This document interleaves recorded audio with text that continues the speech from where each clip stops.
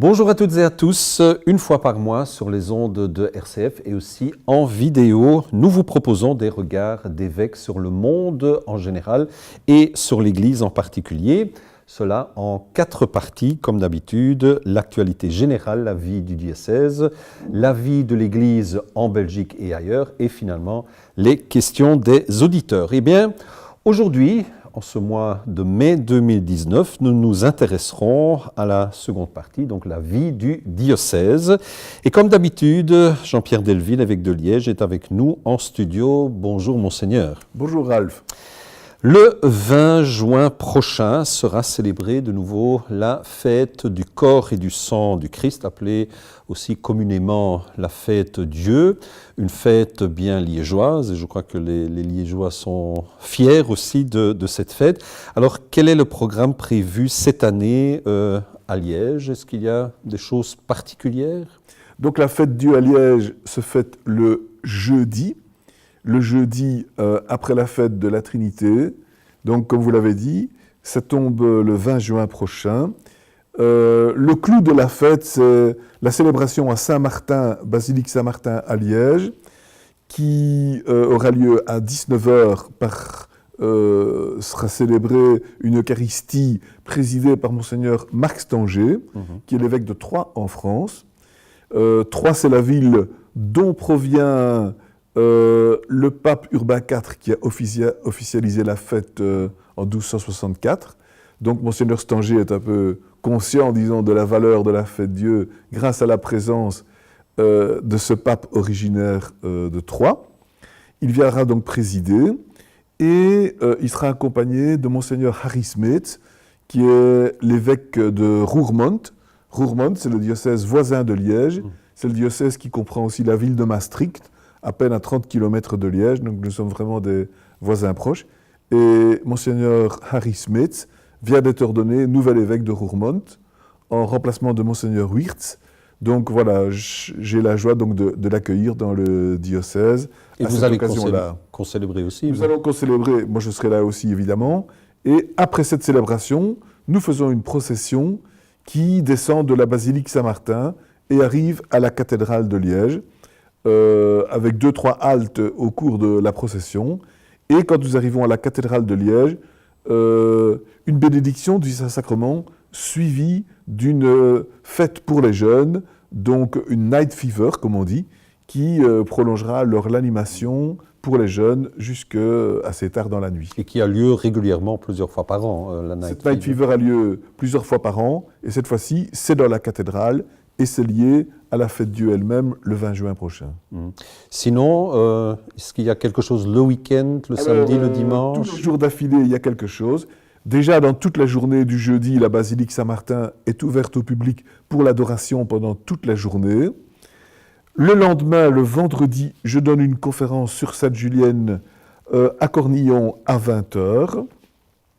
Le samedi, nous avons une présentation des nouveaux locaux de Cornillon qui vont être destinés à créer un béguinage, un centre d'accueil en fait, qui sera logé dans les locaux du chapelain de Cornillon, qui vont être transformés.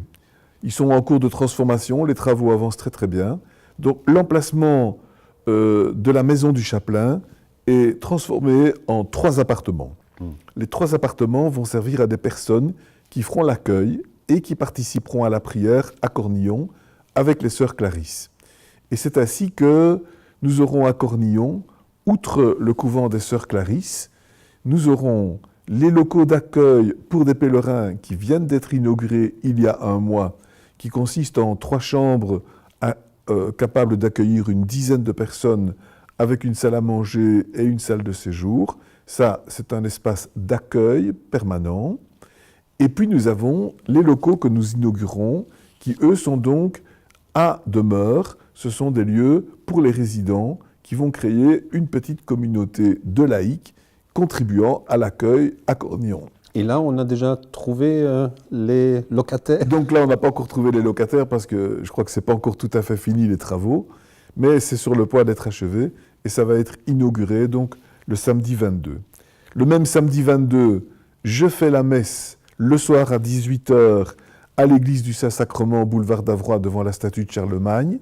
C'est une messe dans la forme extraordinaire de la liturgie. C'est une messe qui est très solennelle et qui est habituelle aussi. Et le 23, c'est alors donc le dimanche, c'est dans les différentes paroisses qu'est célébrée la fête du Saint-Sacrement, parfois avec des processions, parfois avec des eucharisties diverses, chacun un peu suivant son inspiration locale. Le premier week-end de juin auront lieu aussi les journées des églises ouvertes et dans notre diocèse, il y a de nombreuses paroisses qui participent à cette manifestation. Je crois que vous donnerez notamment un concert à l'église de Herve. Est-il important pour vous d'organiser de tels week-ends? Est-ce que c'est une façon de faire la publicité aussi des églises? C'est très très bien d'avoir la journée église ouverte. Notez que ce n'est pas simplement une journée porte ouverte, c'est un mouvement qui s'appelle Église ouverte. Et ce mouvement donne des outils aux églises pour leur permettre d'avoir des heures d'ouverture, d'être donc ouvertes au public, avec une surveillance, avec une présentation éventuellement de documentation, avec éventuellement une animation de prière ou d'autres types d'animations, avec un accueil. Donc c'est un peu un art d'ouvrir les églises et des outils permettant d'ouvrir les églises. Pas nécessairement full-time évidemment, mais à des heures bien précises que d'ailleurs le mouvement lui-même, le mouvement Église ouverte, diffuse sur son site ou ses prospectus pour faire connaître les heures spécifiques d'ouverture. Alors il y a bien sûr cette journée ou ce week-end plus particulier Église ouverte où on fait alors la publicité de cette initiative et où on multiplie les initiatives locales d'animation. C'est ce qui se passe donc entre autres à Herve, où j'ai accepté de donner un petit concert, en effet, sur l'orgue de l'église de Herve, qui est un instrument véritablement magnifique, un superbe instrument du XVIIe siècle, intégralement restauré, sur base d'un matériau conservé très, très important, un orgue à 3 claviers et pédalier complet, en parfait état de marche et d'une très très belle esthétique, donc du XVIIe ou début XVIIIe siècle liégeois. Bref, l'instrument idéal pour donner un concert de musique, on va dire, d'esthétique française, à laquelle j'ajouterai une esthétique italienne pour certaines pièces que je connais de style italien. Un des objectifs de cette Fondation Église ouverte, c'est aussi d'ouvrir les églises le plus possible et si possible toutes les églises. Est-ce que c'est utopique pour vous ou bien est-ce que c'est vraiment un but à atteindre que tout... Parce qu'il y a parfois des églises qui sont un peu perdues, où il n'y a pas nécessairement beaucoup de passages. Est-ce que ça vaut vraiment la peine d'ouvrir toutes les églises? Ça vaut vraiment la peine d'ouvrir pour permettre des moments de prière, des moments de méditation, des moments de visite. Il y a la grande difficulté de la surveillance, il y a la grande difficulté des œuvres d'art qu'il faut protéger, du matériel audiovisuel qu'il faut protéger contre les voleurs. Donc nous savons bien que ce n'est pas facile, il peut y avoir des vandales, il peut y avoir des gens qui font des bêtises. Donc il faut des techniques pour ouvrir les églises. C'est-à-dire qu'il faut savoir ce qu'on remise dans les sacristies pour que ce ne soit pas accessible ou qu'on met dans les coffres pour les protéger.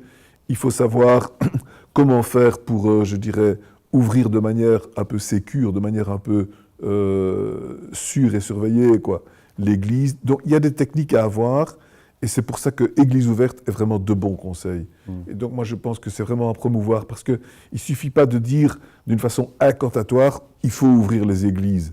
Si en même temps c'est pour les laisser dévaliser, ça ne va pas. Donc il faut les ouvrir, mais dans des conditions correctes. Pour ça, il faut se donner les moyens. Et le mouvement Église ouverte y contribue. Donc voilà, je remercie beaucoup ce mouvement qui nous aide à conscientiser les responsables des églises, à ouvrir les églises à des moments donnés, d'une façon qui permette une surveillance sans être une charge trop forte pour les responsables. Et en même temps, voilà, qui les motive pour faire cela et qui valorisent leur initiative grâce à la publicité qui est faite. Donc je crois que ça doit être un véritable mouvement et pas simplement une velléité, quoi. Et c'est aussi un bon argument par rapport aux hommes politiques qui voudraient fermer les églises parce que de toute façon, elles sont toujours fermées. Voilà. Non seulement une bonne initiative par rapport au monde politique, mais aussi, je dirais, dans la ligne même du sens public des églises. C'est vrai que les églises sont pour nous, la plupart du temps, des édifices qui appartiennent aux communes, donc qui relèvent du bien public, donc qui doivent être de facto ouvertes au public par le fait même, par le simple fait de leur destination. C'est rendre hommage aux personnes qui les entretiennent, y compris les communes et les pouvoirs publics, la région, parfois les autorités même européennes, pour certains cas, c'est leur rendre hommage que d'ouvrir l'église, et ainsi de suite. Notons qu'au total, c'est quand même un nombre impressionnant d'églises qui ouvrent et un nombre impressionnant de personnes qui les visitent. Comparé à des édifices qui sont restaurés, mais qui restent parfois confidentiels et très rarement ouverts au public, ici je vois que ces églises, dans la somme des personnes qu'elles accueillent, c'est quand même un magnifique espace d'ouverture réelle à un public réel, et donc qu'il faut continuer à valoriser et à développer. On vient de parler des églises en général, parlons peut-être d'une église en particulier. En fait, le 9 mai dernier a été célébré le retour après restauration de 8 des 14 panneaux formant les volets du retable de la ravissante collégiale Saint-Denis à Liège. C'est le fruit d'une collaboration entre la Fabrique d'Église, la Fondation Roi-Baudouin, le Fonds Baillet-Latour, l'Institut Royal du Patrimoine Artistique et l'Université de Liège. Quelle est la particularité de ces œuvres d'art? Bon, le retable de l'église Saint-Denis, c'est vraiment un bijou. C'est un peu comme l'agneau mystique pour la cathédrale de Gand, c'est l'équivalent pour la ville de Liège. C'est-à-dire, c'est le plus bel autel de toute la ville de Liège. Donc, c'est un retable qui représente la passion du Christ dans la partie supérieure et la vie de Saint-Denis dans la partie inférieure. Mais c'est en plus orné de volets peints qui pouvaient se refermer autrefois pour cacher le retable ou pour l'ouvrir au public quand on ouvrait les volets. Alors ce sont ces volets qu'on vient de restaurer parce qu'ils sont décorés de peintures faites par Lambert Lombard et son école dans la première moitié du XVIe siècle. Ce sont donc des peintures Renaissance. C'est le premier exemplaire de peinture Renaissance dans, je dirais, nos régions et dans la principauté de Liège en tout cas, dans les Pays-Bas finalement peut-être aussi. C'est donc un exemplaire exceptionnel, si vous voulez, de la Renaissance dans nos régions. Et là, ça représente presque exclusivement la vie de Saint-Denis. Donc ça développe cette histoire de Saint-Denis qui est à la fois une histoire qu'on trouve dans les Actes des Apôtres.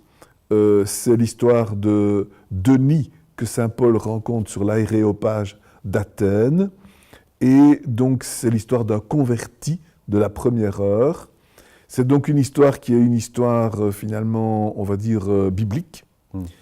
Et d'autre part, une histoire plus légendaire qui est celle de Denis, premier évêque de Paris, qu'on assimile à celui-là, et donc qui est en lien alors avec tout le développement du christianisme à Paris, les persécutions qu'il a subies et les miracles qu'il a occasionnés après sa mort.